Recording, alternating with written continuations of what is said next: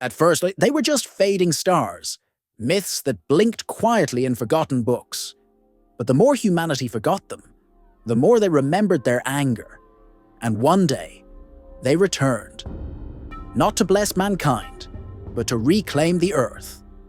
The year is 2057. Technology reigns, AI rules, and humanity simply observes. But the sky is no longer quiet. A rift in the Pacific's crust tears open, and through it steps Zeus. He didn't conquer electricity. He conquered thought. Humans were no longer citizens. They were data. Social media didn't crash. It ascended. Every thought, every post, filtered through Zeus's thunder. Data centers became temples, and likes were the new form of prayer. But freedom of speech, it attracted the bolt. Because Zeus watched not just those who worshipped, but also those who questioned. Then Anubis rose. Ancient Egypt was reborn.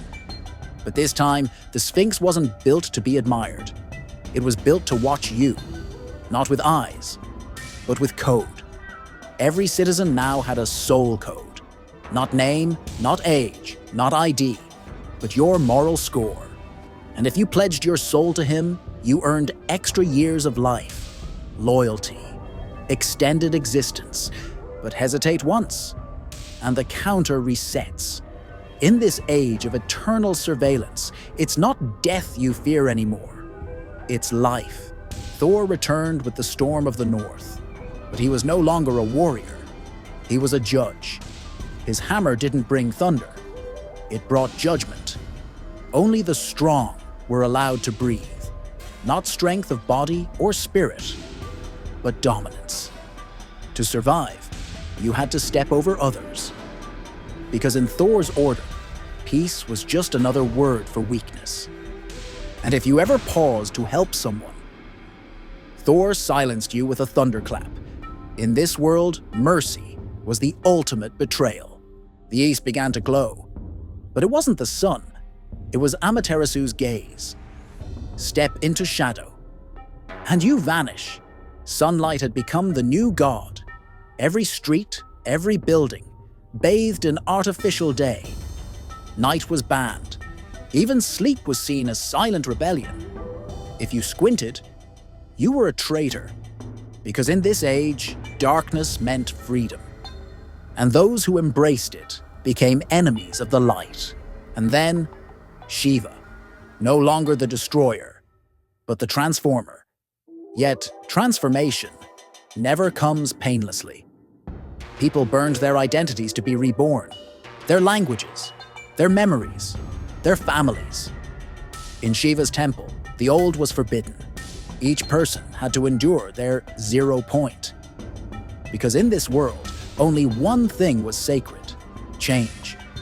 But every change came with loss, and losing was the only way to become one with Shiva. And finally, Ume Anna, the earth goddess, the ancient mother. But this time, she returned with conditional grace. If you didn't give birth, you didn't exist. Women were only counted when they reproduced. Mothers only earned land if they obeyed. Children were no longer raised with love, but under surveillance. Each newborn linked to a tracking implant. Each mother's prayer logged into the central database.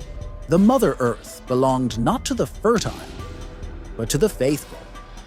And now, loyalty was encoded in your genes. The world is now a chessboard of gods. And you're just a pawn. Every corner ruled by a new order. Every order led by a deity. And in their eyes, you are just a test. So the question is, can you truly choose a side, or does every choice lead you back into their hands? Perhaps the real question is, do you still have the courage to defy a god